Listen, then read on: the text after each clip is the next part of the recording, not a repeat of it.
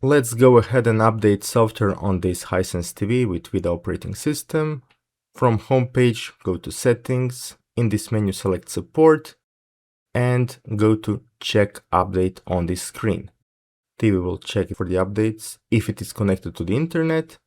And we see in this example, there is a new version available. You see details about it, short description.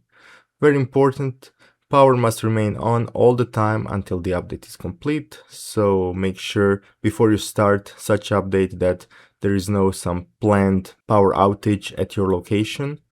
It's good to verify that. And once the package is downloaded, it will be installed automatically by the TV. So we need to wait for a couple of minutes until this is done. And if everything went well, you will see the home menu again. Hopefully that update will fix issues if you had some or bring some new features. And that's it. Thanks for watching.